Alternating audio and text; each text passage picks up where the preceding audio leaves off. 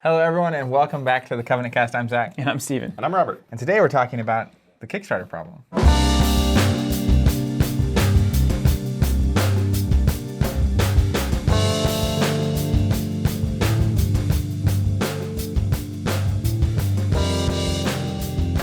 Well, what have you been up to this week? You two? You want to start with me? We'll look at you first. I Yeah. think Robert's story is going to be longer. Yeah, real quickly, I went to a wedding this weekend. That was fun. Stayed at our Airbnb What place, city? which is really this is the only way to do What it city? these days. Springfield, Missouri. Yeah, it was 3 hours. But Land it of hope and was dreams. a very old school wedding. It was enjoyable. Marriage, cake and punch, Marriage. and out of there. Peace. No grand reception, dancing, booze or in that anything like punch? that. No. No, it was a very traditional wedding. And that was fun. And then No, traditional would mean that there's booze in they there. were, yeah, that's true. That's true. I mean, we have... It's a new all the way world back. wedding. Yeah, New a world old- Puritan new world wedding, you wedding, might yes. say. But that was fun. Friends getting married, etc. And then played some Beatles rock band that night, which I didn't expect to do. It's Fun. one of the best rock bands of all Fun time. story. We only had 2 controllers and 3 things, so the drums just weren't plugged in. I was just playing them with spoons. That's Yeah. actually It sounds incredible. pretty good, yeah. Which is actually super Yeah, fun. because technically you would Super need fun. like the drum. They had the drum set that Yeah. you had and all that. Yeah, we didn't have a kick pedal, and the whole thing was messed up because it's an Airbnb house, so like Oh, it's I see. been Used. and so, but I was playing. But the thing about the drums is they make noise no matter what. So as long as you're playing the drums, it sounds like you're go. playing And the drums. Beatles Yeah. drums is like, You can do anything you want, as far and probably be on par mean, with it's just Ringo's basically- approach. Yeah, exactly. He was drunk most of the time, right? And then mean, apparently, Ringo? I don't know. Is that true? I've heard that as well. Do we have any evidence Maybe that I that's just the hope. case? I don't know. they had a good time. He's an interesting drummer. I mean, he's been panned a lot, but for some reason, I Popular mean, opinion's kind of back to good on him. well, I mean, can you argue with results? And also, maybe a band like the Beatles doesn't need drumming past, a slick beat. I'm far from a Beatles expert, but I thought they were buttering their bread with Paul's and John's songwriting ability. Yeah. That is correct. Let's not forget George, too. Longtime favorite. Actually, he had some really good songs. He had some great songs. I think it's a He's binary star system. He's here. great. But yeah, I mean, definitely when you're talking about the Beatles, the number one thing, I'm a pretty big Beatles fan, is not the drum No. immaculateness. But at the same time, it was a lot of people argue exactly what it needed It's to rock be. and roll, man. It's rock and roll. Also, tired of losing on camera. So those are the things that have been going on I'm in my glad you week. noticed. Just win the game. You're like, especially in That's what we Netrunner, always this say. was my game. Well, I was halfway through our game of Netrunner, and I was like, I've been For the new Netrunner series. yeah, and I'm constantly like trying to pay attention and make sure that things are clear, and then sometimes I'll be like, what am I doing? What am I doing in the game? Like it's like, what action is this? I get lost. So hopefully that's the reason. It's not that I'm just suddenly bad at the game, but that could also be the or- case. Yeah. There's a could also be good at it, pretty strong theory. I wasn't even going to go there. Pretty strong theory that I'm pretty fortunate on camera. Oh, yeah. If you look at my hand in one of those Until you games get to where you're pulling Worlds. agendas, and then it's like, yeah, well, we won't talk about the live stream Worlds. What about you, Robert? What have you been up to? Not too much. I've been gone from work a little bit. Went on the annual family beach trip, which was very nice. It is exactly what I like in a vacation, which is a whole lot of nothing.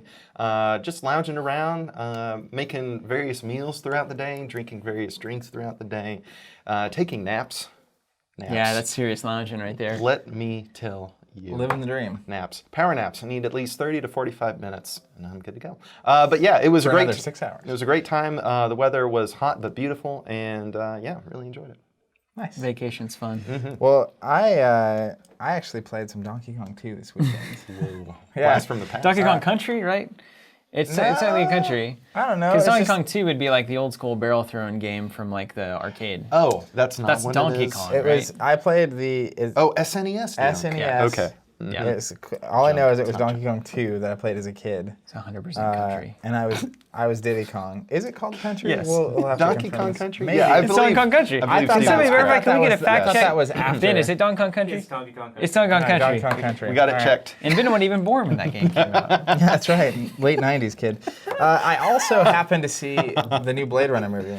Yeah. Which is fantastic. That's Is all it I'll great? say. I need to watch it. have you being seen a the Netrunner original? fan. Spoiler alert, No. it's fantastic. Spoiler, it is fantastic. Thanks for ruining it. Well, it's not your traditional movie by any means. You should watch the first one before you go. Okay. Secondly, it's like a 2 hour and 45-minute long movie. Ooh.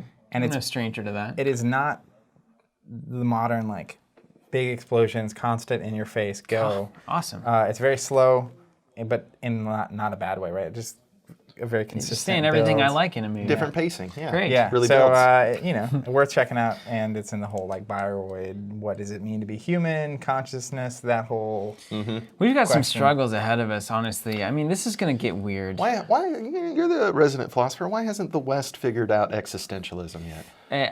Well, my All great right, hope. a different topic. My great hope is that you can't. I hope that there's some secret sauce to consciousness that is outside of the realm of human knowledge. That's my hope. The East just doesn't seem to be troubled by it. No, they're like, yeah, if you can explain it or not, what does that matter? Like, how is that affecting your experience of existence itself? So I think that's a good question, right? Like, that's one I've been asking too. Why is it? What's the matter with you? Sure, we can call it whatever we want. We can say that this is the name of the thing that is the process that's doing this. But but here you are. So what are you going to do with Wherever it? you go, there you are, kind of a thing. Just like That's right. Just accept, start coping. Man, if I consider this for too long, I'm gonna get lost. That's right. I'm gonna lose my way. That's So- the hope. You're going to reach Satori. Or Zazen. Zazen Well- is meditation on a cushion. Okay. Sitting meditation. Well, I'm going to leave that there. And we're going to progress to the topic at hand, which is Kickstarter. So let's talk about tabletop games. We even hinted at it where we say the Kickstarter problem. That's a pretty strong hint, Pretty isn't strong it? hint. I don't at think it's a some problem. assumptions. You don't think it's a problem? No, it's a I'll tell you the clickbait problem. title is what it is. It's not clickbait. We're going to It's talk just about it. Zach's trying to get SEO scores is all that's happening here. He's- To be fair, podcast episodes don't have SEO. What are we going to call this thing? That's true. That's Except not how this YouTube. works. I mean, but the other thing is too. Literally, the title actually matters tremendously for if people are interested in listening. Like that's 100%. real. We've definitely noticed that. Like if it's a academic title, it's less popular than if it's like a bomb throwing title. So the number of people that are listening to this right now that are like, Kickstarter's not a problem. I hate these guys. We gotcha. Well, Yep. and to be Boom. fair, though, we did not say that Kickstarter is the problem. Oh, whoa. Nuance titles So, and stuff. Jeez. I think This is fun. Triggered on Yeah, words. well, we're just kind of rolling around. So the thing I started talking last night with Bradley in the store, one of our locals, and we were talking about Kickstarter in light of me thinking about it for this very episode, and it made me realize how many opinions there are at various stages, right? Which is prior to the internet, prior to Kickstarter, I guess, you have tabletop games that are someone designs them, whether or not they or someone else produces/publishes them, does all the sourcing, the parts, and the making of the game, then they, historically speaking, would sell those games at conventions. They would sell them to distributors. Distributors market those games to retailers. Retailers buy them. Retailers have them on the shelves. Retailers potentially pitch them to their customers that are already visiting. And that's kind of the nature That's of how the it beast. happens, That's yeah. how it happened. Now, the reality is that unlike a lot of online-based things, this is a very physical medium. So there's a lot of work that goes into creating a game, designing it, testing it, art, printing, manufacturing, organization, warehousing, shipping, all that stuff. A lot of effort and I'm cost. exhausted already. Yeah, just each of those layers could have its own episode or multiple episodes to discuss the various problems and concerns and benefits and anything.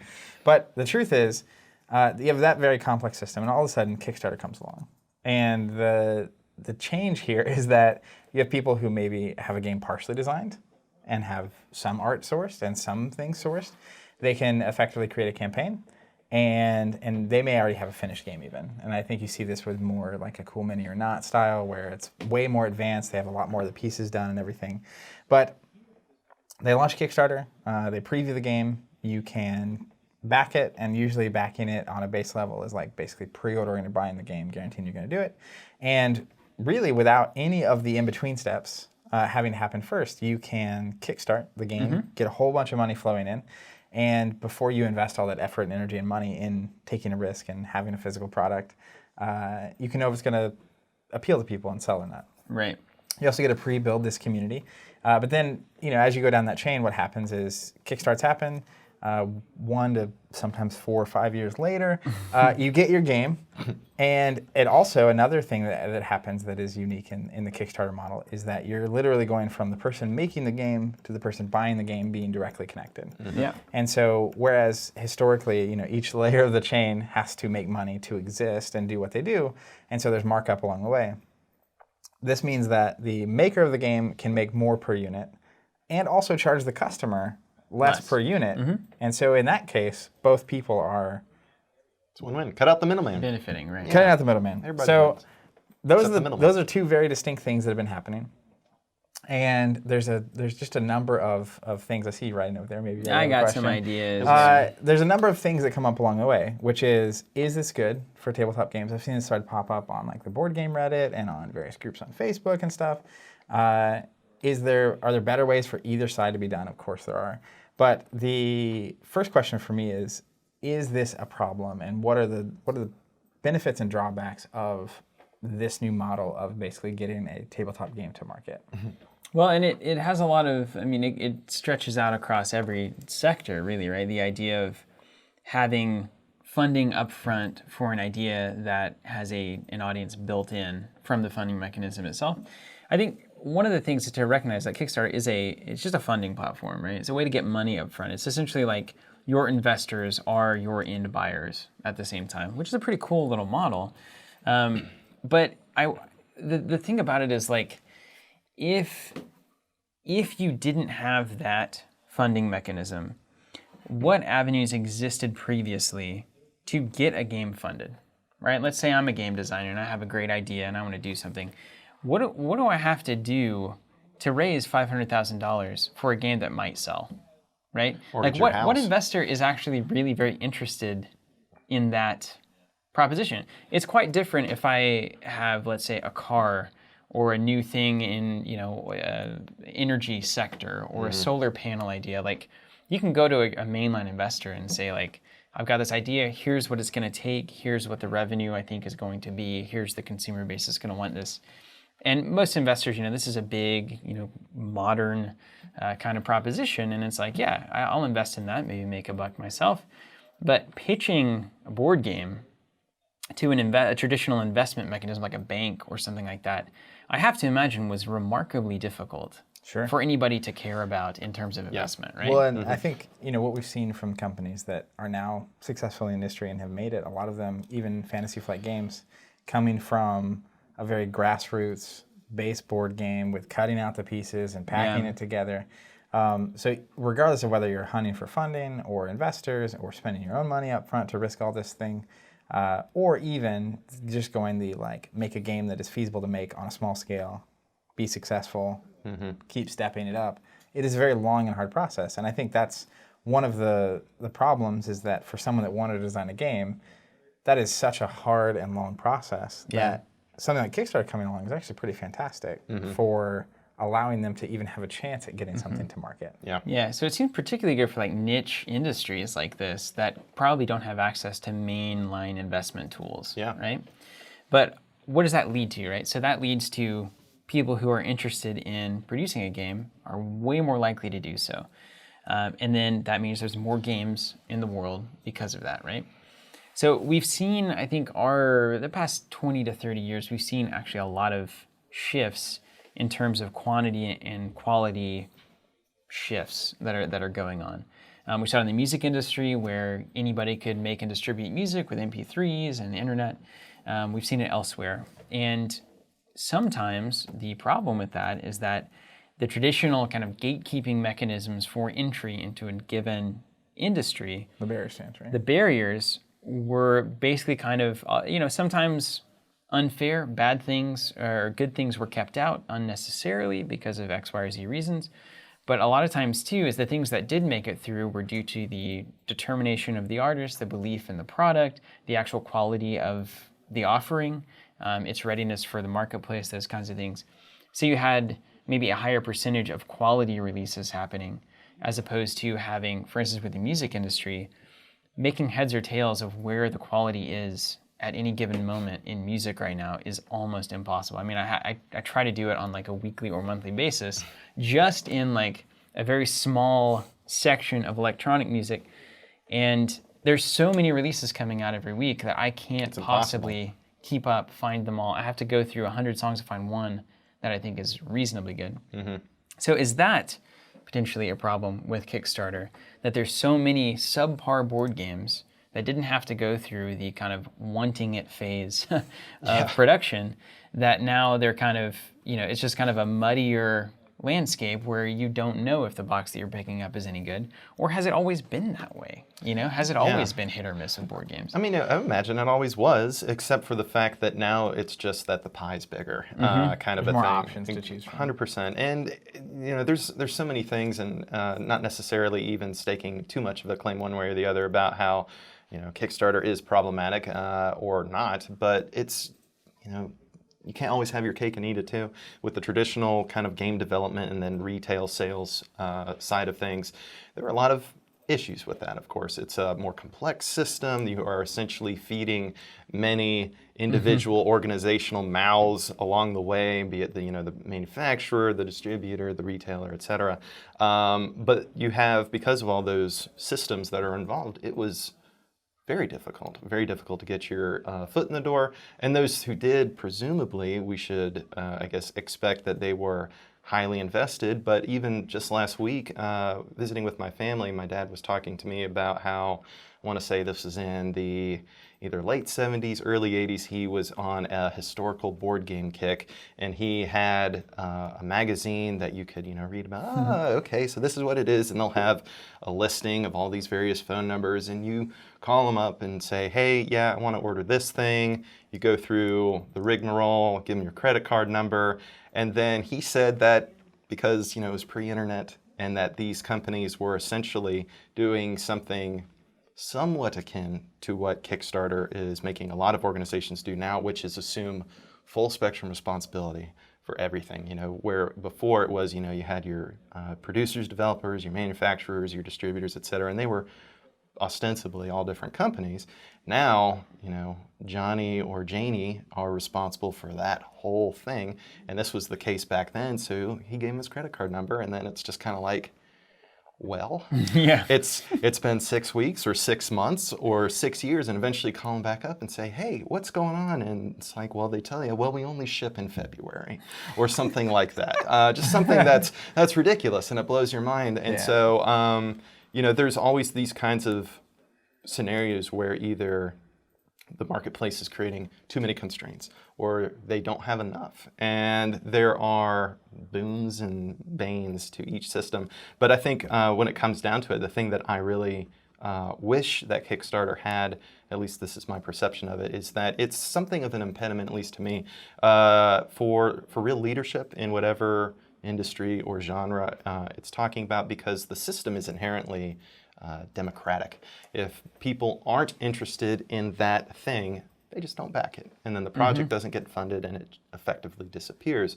But if you had a, Zach's favorite, a democratic aspect to what Apple did in its early days, where it's like, hey, let's go around asking everybody who is living in an IBM kind of a world if they want computers and hardware. You want a colored single box computer? Exactly, to function like this. How much RAM? And they're going to say, you can get bent. Because it's like, no, we have established conventions for what computers are and look like, and it's not that. How are you ever going to sell something that isn't this creamy beige color to somebody? That's wild. I've got my Razer phone, and the world's fine. We don't need to what is an app? Like, hey, tell me use about that?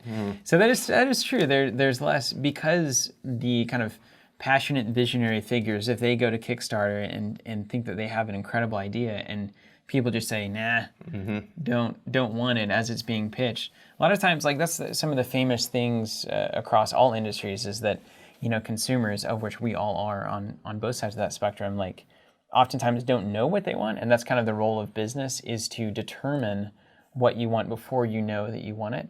And it becomes a lot harder to do that through Kickstarter, obviously, because you might be very passionate and think this is a game-changing thing. It doesn't get funded, and you think, well, I guess it must not have been that good after all. Yeah. So there's kind of a skin in the game aspect and an ability to say, no, you're wrong. Like this, once this is out in the world, it will change things, guaranteed. Yeah, and I mean, it's hard to do no matter what you're trying to change. And I do think there is a certain, when you're talking about the side effects of Kickstarter in tabletop games, meaning companies don't have to take risks, they don't have to put skin in the game.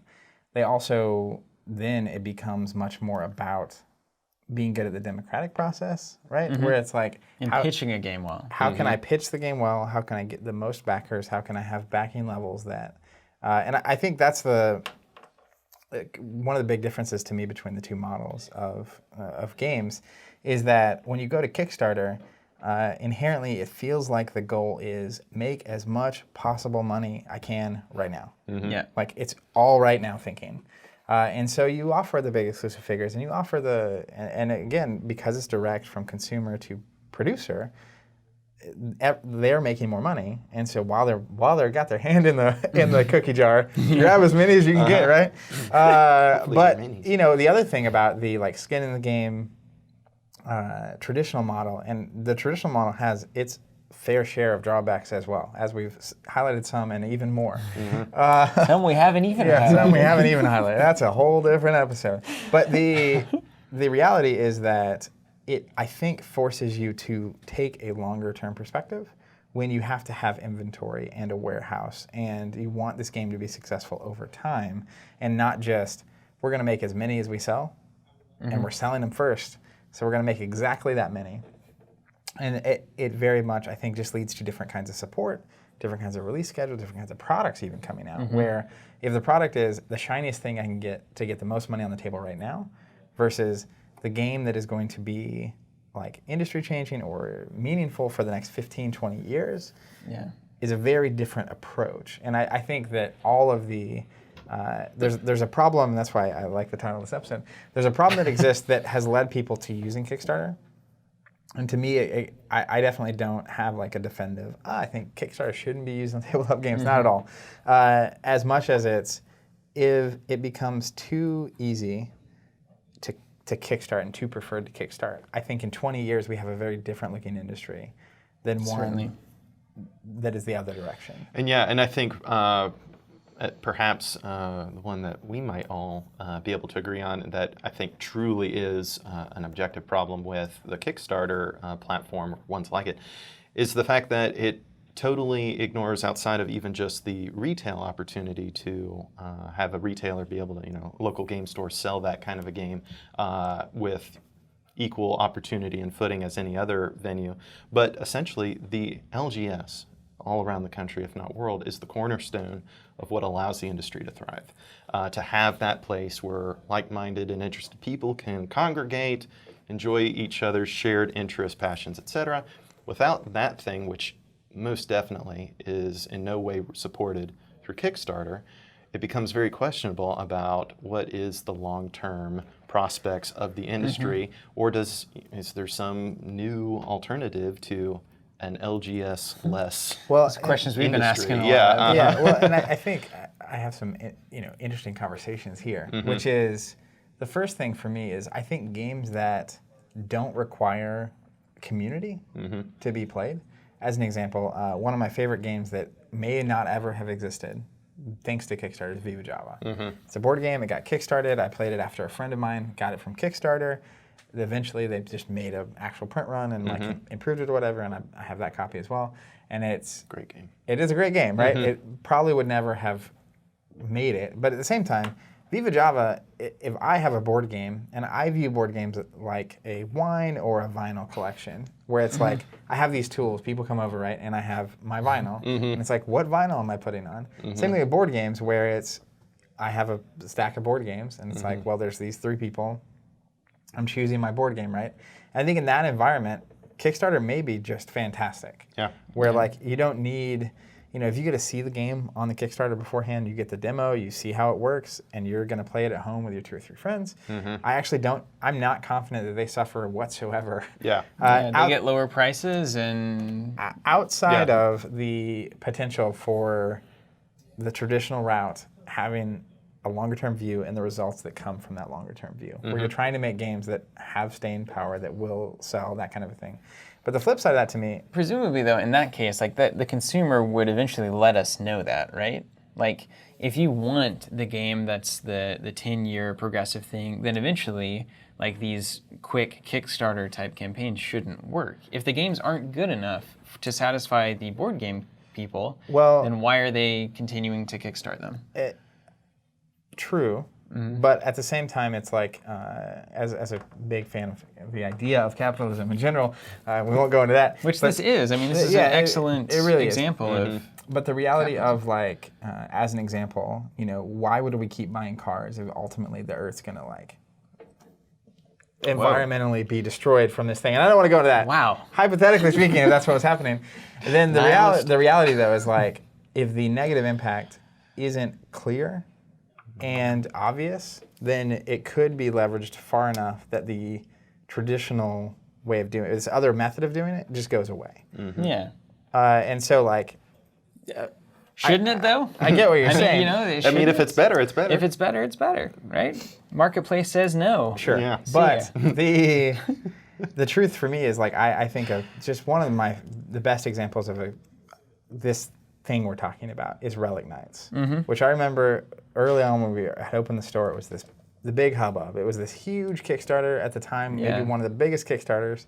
And it's this massive game. And I remember there were a handful of people locally that were really excited about it. Super excited. This big miniature game and all these things. And it's like, slowly but surely, the reality of what had happened kind of happened, right? Which is, Kickstarter happens. And go on. Kickstarter happens.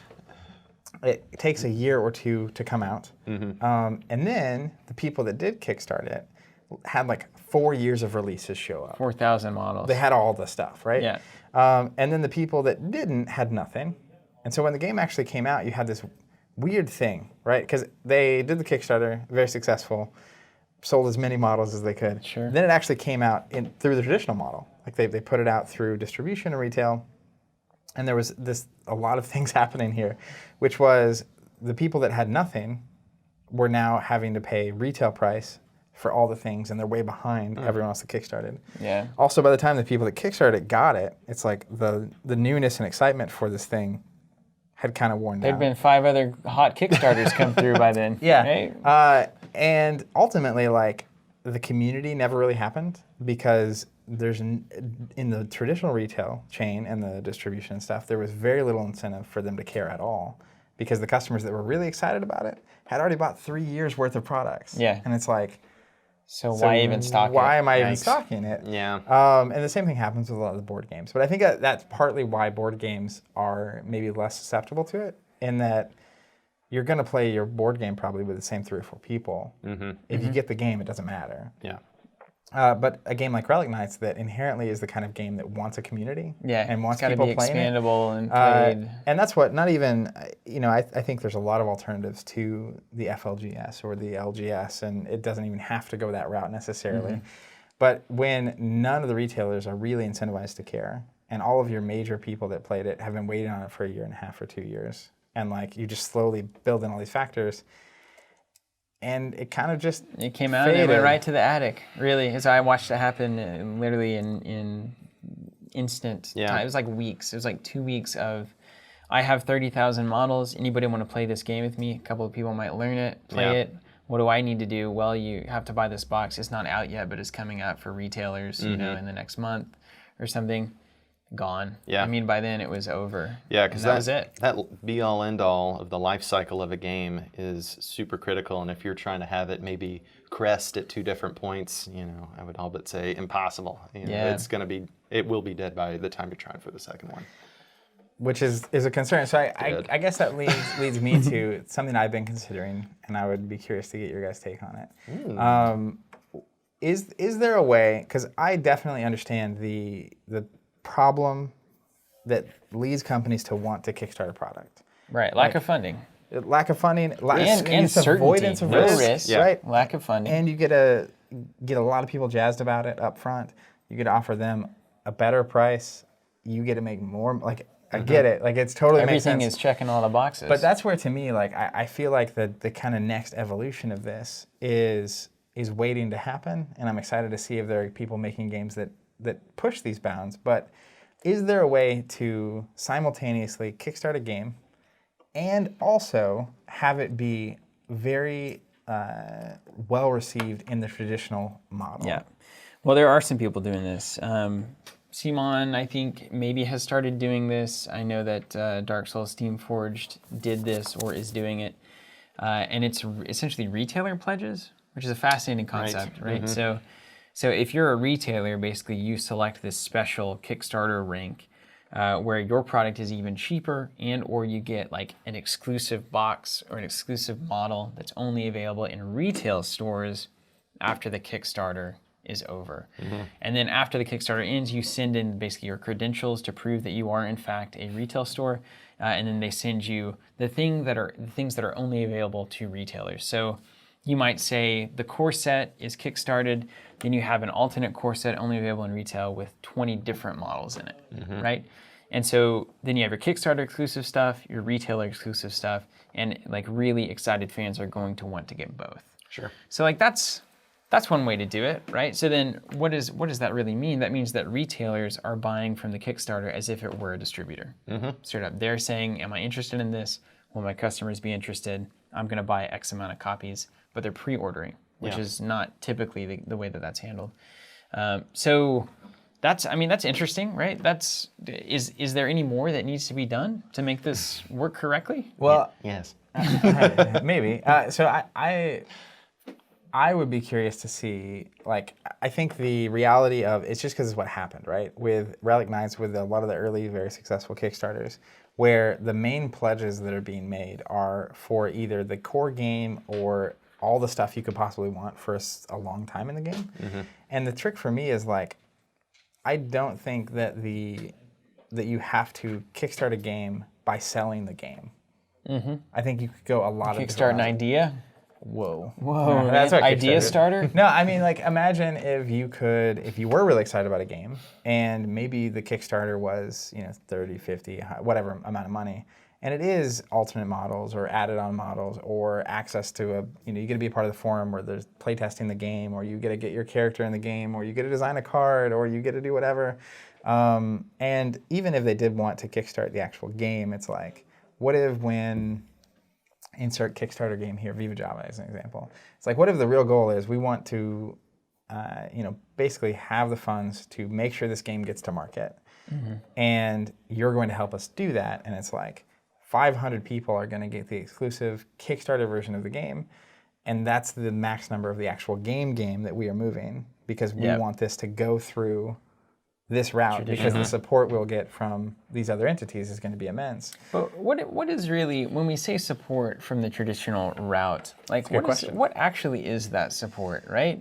Because, theoretically, if let's say I start a Kickstarter tomorrow and I have this great idea for a game and I've put in the time and that's another part of it. It takes a lot of time and energy to actually do what it takes to do a successul Kickstarter. Sure. You've got to have a solid video, you've got to have enough components to show off the game, you've got to have a rule set that makes sense.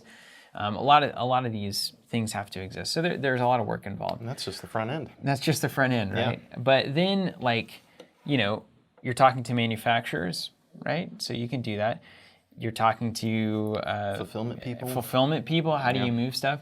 And if I'm just trying to do that by myself, it's terribly difficult. Yeah. But if I just got $6 million from a Kickstarter, I can hire somebody who knows logistics and is already locked into those channels.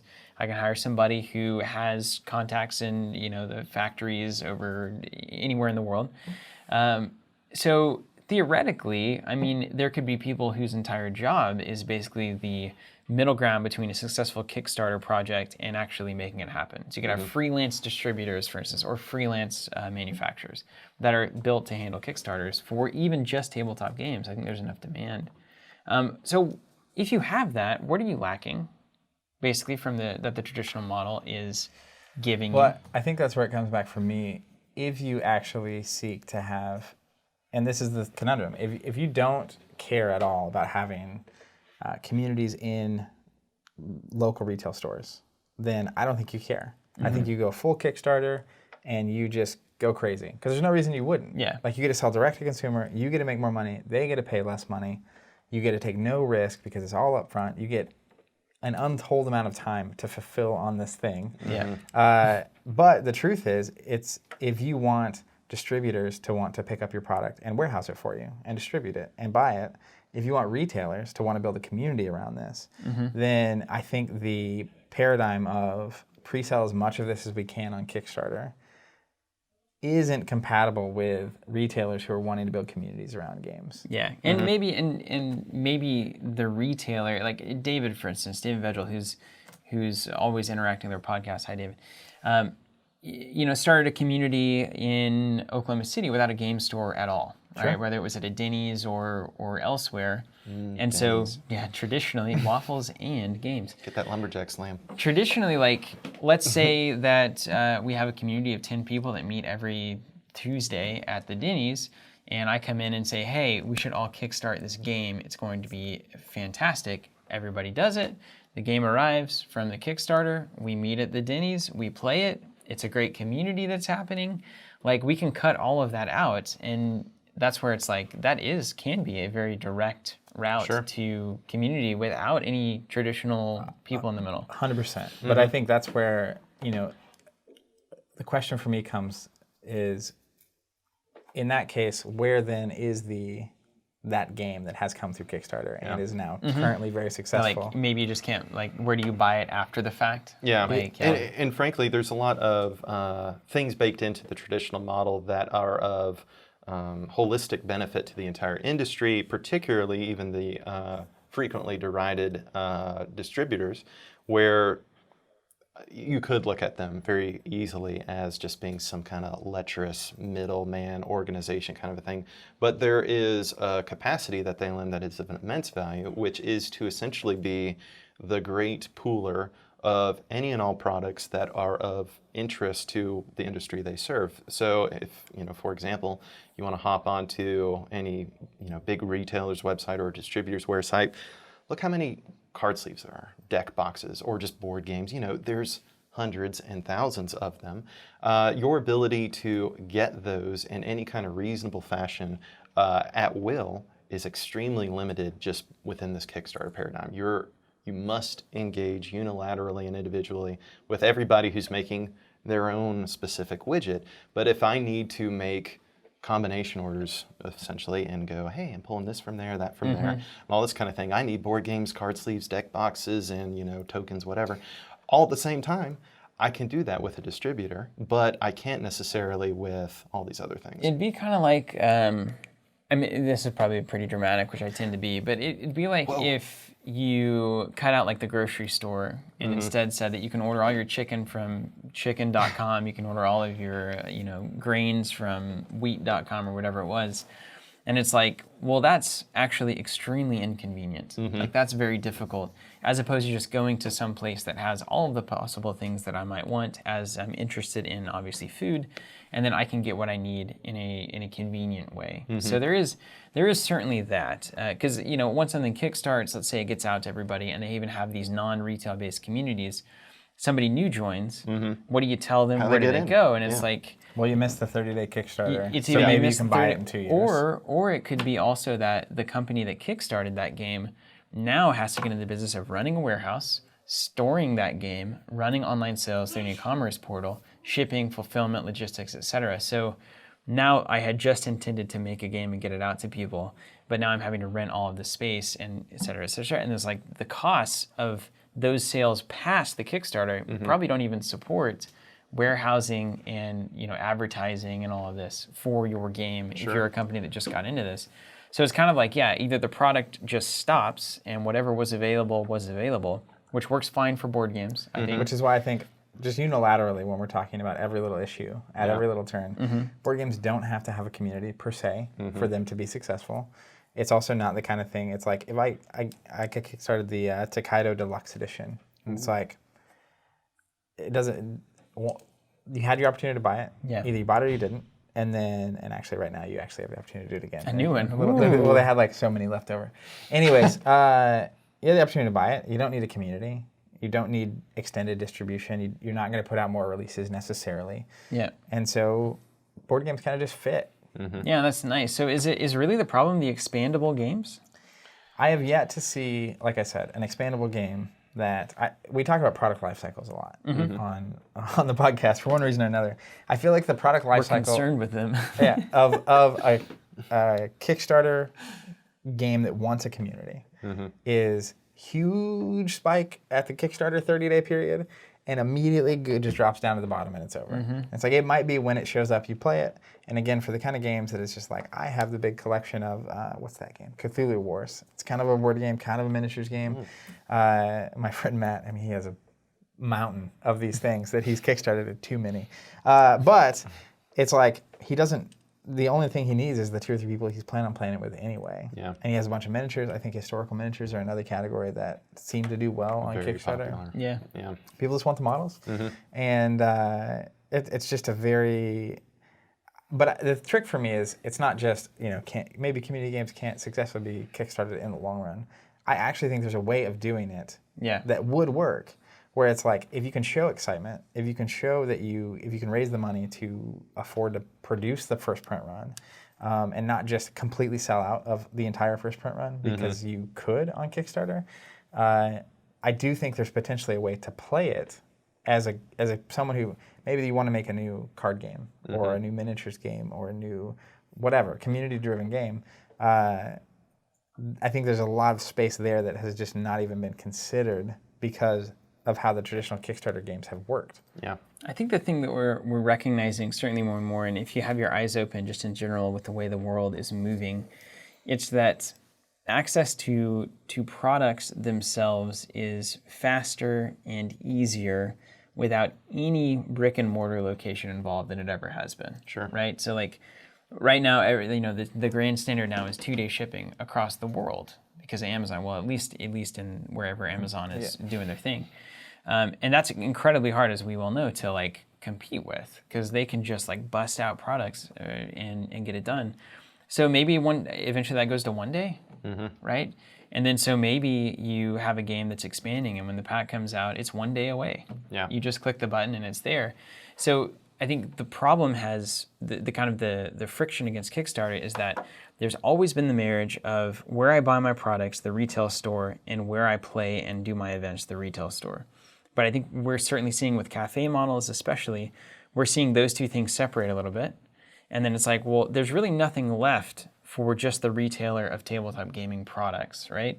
Like certainly we have some ideas for like how to approach that model, as you guys know, because we talked about it for the past 5 years, 10 years. Weird. But the traditional way of doing it, just having your shelves stocked and having people walk in and buy it, is not enough to support the thing anymore. I think we're rarely the case for anything. Yeah. Except for things. Yeah, the whole, we're industry-wide, worldwide. Like this is the case with all things. Bookstores, right? Obviously, these kinds of things. Best Buy just shutting But down. I mean, I'm buying Blockbuster. batteries from Amazon. Where's my Circuit Like, City? that? I said I'm buying batteries from Amazon. So Yeah. I mean, and the craziest little things. Like someone was making fun of me the other day for something I It's ordered free from shipping, Amazon. man. But it's I mean, like, shipping. And I don't want to go have to the store. The problem is you don't have to internalize the cost, the environmental cost of moving goods and all of the logistical problems that has. So as long as it's open business, then like 2-day shipping is great. You can do it for free. Woo, it's easy. Now, the other half, and I think ties into the whole thing for me, is that I don't need anyone else to need my batteries. To use my batteries. To use your batteries, yeah. Whereas, So many jokes. It's yeah, just hard. well, It's so hard to not. I'm teeing you up, man. Thank you. Anyways, but the reality is like, and I think this is Self-restraint. what makes tabletop games just such a fascinating topic all the time, which is it's this unique medium that for it to be of any use, or mostly use, except for in the one-player unique game scenario, you do need other people. Whether that's meeting at a bar or a cafe or a game cafe or a actual traditional retail store. But the truth is you don't need a physical space to buy product. That's right. That's right. And that's kind of what I think Kickstarter is responding to. People are being like, wait a minute. This is actually easy mode now. Yeah. We don't need the retail. So, I mean, traditional retailers have to scramble and figure something out. Or not scramble if they've been thinking about it for a while. And then you kind of see what are you left with, right? Like, so is it really just that games are coming out as kind of Kickstarter or similar platforms, and that's the way that just things in this industry are being produced and funded, and then they land at people's doors, and then those people gather at the gathering place for whatever it is, the Wherever that tabletop may be. thing. and they play together, and they have their community there, and then if they want more products, they order them online, and that's just how it works, right? I mean, that could very well be the future, or it could have a lot to do with one of the initial problems that we mentioned, like curation, right? Like I need somebody to tell me, of these 20,000 games that are floating around now, plus Kickstarter, what should I be playing? Yeah. And I think that's also an important piece of this puzzle as well. But in the grand scheme of things, man, I think that Kickstarter is excellent for just the ability to have, for somebody to have an idea, go and get funding for it. Normally, you know, we've all seen probably like Shark Tank and these kinds of things where you have your idea and you go and you say, hey, investor, are you willing to give me money to make this real? And they say yes or no. That's what Kickstarter is. The investor is people, and then they say yes or no, and then you send them the stuff, and then that's it, right? And I don't know that there's enough negatives to that to outweigh the benefits to both consumers and producers. You got any final takes on that? If the industry can adapt a little bit. Yeah. For me, it's just sort of kind of understanding, kind of like you did with the 2-day shipping analogy, and appreciating some of the hidden factors that may or may not be brought to bear with changing the paradigm. So if you're doing 2-day shipping, there may or may not be some added environmental impacts going on there. What are you throwing up onto essentially the sacrificial business altar by shifting the way in which you execute your business transaction? So now it's going to be this open source direct buy kind of a thing. Are there other institutions that will perish in the wake of that? And what are the ancillary benefits of all of those kinds of happenings going on? Not to say that everybody needs to be cautious and all this kind of a thing, but it's something to think about, and to not merely, go headlong, because even as you guys are frequently referring to the funnel quite often in your marketing work, if with Kickstarter, essentially, if you're not an early adopter, you're not an adopter. Yeah. Period. And non-funnel. What does a funnel look like? Is it now just the cylinder kind of a That's thing? the dream, right? It's just a cylinder. But the fact that, as you are also kind of alluding to, if not everybody has the time, the wherewithal, et cetera, to stay abreast of all these things, there's nobody who could subsequently get them in on this sweet thing that they would otherwise be interested in. I mean, we plenty of times have to sadly tell people, even with traditionally released and marketed product, that, well, it's too late to get you in on this thing because, we've already started fulfillment processes, but, you can get in next month kind of a thing, as opposed to 2 years from now or never. Yeah, which is very sad. So, perhaps Kickstarter might keep each of its relative industries and interests that much more niche. Will board gaming remain How do you discover an isolated kind of microcosm of enthusiasts if they relegate themselves to a Kickstarter rather than more traditional conduit, that kind of a thing? There's a lot of ins and outs. What have you? Good question. And the thing too is that everything is changing. That's the other. There's no one variable. It's not like everything else is static, and then there's one variable that's Kickstarter. It's like, and the store is changing, and distribution is changing, and so it's hard to kind of pin down where all of this is going to land, and it probably will never land, right? I was going to say, moving around. I think it's going to be a constant evolution, and people are going to figure out better ways to do it, and more, particularly games that want communities, I think have a lot of ground to consider, which I'm excited to see. Yeah. Well, that's why we're always trying to consider everything. That's right. All right, we're going to move on to question time. You can use the hashtag AskCovenant to have your question answered right here on the show. We have a few from the listeners here. Alan Jones asks, will Team Covenant be at Worlds this year, considering that it is not a Star Wars Worlds? Oh, wow, yeah. I'm sorry, no, we're directly tied, Alan. Directly tied to Star Wars at this point. That's the only thing we do. Actually, no, we will be at Worlds, and in fact, if I'm correct in assuming this, we will have decks there for the various games of Netrunner and Thrones and L5R, and I started listing, so I shouldn't leave anything out. Arkham. Yeah, I was thinking about we could just run a campaign and just go one after the next. Whoever wants to come in. Insert a new person into the extra spots. No, this is. I've been thinking about this a lot because this is kind of what I'm in charge of, I guess, at this point. Is just like this Worlds for us is going to be super fun because we're backing a little bit away, well, a lot away from recording all the games and trying to get all the content that we possibly can, because that. I mean, honestly, if you look at it, there's things. You know how it is to start anything. You kind of flail around for a long time, and then you start to recognize what's worth doing and like what is actually Been there a lot. worth your time. So we're doing a lot less flailing this year. We're trying to get the things that we think are the most important. We're trying to make the channel and all of our content as high quality as possible instead of just shooting everything out that we can. And then we're going to trade the time that we would normally be spending running around recording all sorts of random things to sit down at a table, have decks available to play, and just connect with everybody listening to the podcast, everybody who's a subscriber, everybody who's interested in anything. We just want to participate more than cover this year.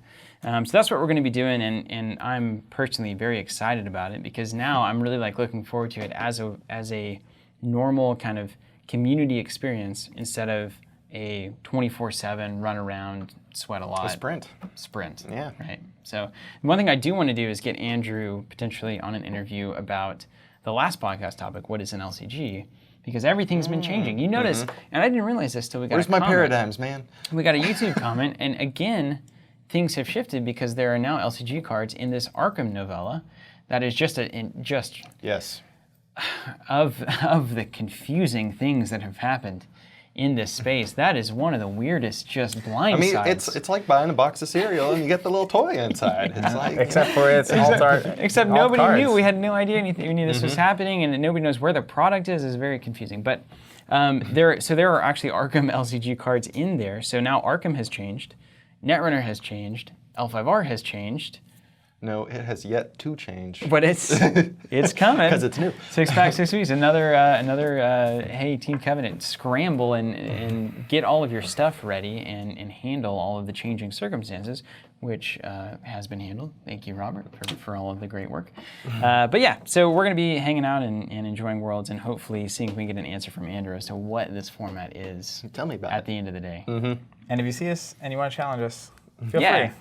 Or Feel free. just Or join or the just wait. investigators team. or just join the investigators team. Yeah, That's that's right. right. We're That's going so to fun. uncover some mysteries. All right, the other question is from King of Odinata. All right. And he says, who's ultimately responsible for ensuring a game sells and that the community grows? Wow. Yes. Um. I mean, I'll take a swag at this one. Just because, somebody conceived, produced, got it made, and then distributed. And to me, it's always going to lie with the parent company. I think they bear the foremost responsibility for any and all things related to their baby. However, there's obviously room for other vested parties to contribute to that effort. Of course, your subsidiaries, your distributors, your retail people, and then of course, ultimately the community as well, word of mouth, etc. But, if you're an enthusiast, of course, contribute, be passionate about it, get people in, and you are most definitely contributing to the success and existence of that thing that you're interested in. But at the end of the day, if you're not going to say, yeah, the people who own the license and the supply of everything aren't the be-all, end-all of it, I would question that. I mean, honestly, you have to look at what's the motivation for a community to exist for any given game. Mm-hmm. And for some games, like an LCG, where you have releases happening all the time, if you don't have a community, then what's it worth to you? Mm-hmm. I mean, nobody's going to be there to buy the packs and play the game. Mm-hmm. Whereas, like we talked about, and this is why Kickstarter works, I think, for board games, is there's really not a lot of reason for a board game manufacturer to try to build a giant community around a particular board game title. Yeah. Right? Sometimes it just happens, like Catan and the revolution that was Catan. Mm-hmm. But aside from that, the best you can hope to do is maybe move some more of your board game. Yeah. Now, if you have expansions coming out and whatnot, it makes sense to do that. But if you're just trying to get a board game out that Pump and is a dump. passion project, Yeah. exactly, then why would you be interested in a community forming? Like, why would you invest in that as a business, right? Mm-hmm. So it definitely depends on the type of game, I think. Sure. Right? If it's an expandable game, that's why we like them so much, is you have to have a community or it goes nowhere, and that's important. Make some good interactions happen. Yeah. Some good community times. Well, there you have it. Thanks for listening / watching. You can hashtag Ask Covenant to get your question answered right here on the show. And now we have a question for you. We'd love to have your comment below. And that is, why do you think Kickstarter has had a negative or positive impact on tabletop gaming? Good question. Until next time, keep playing.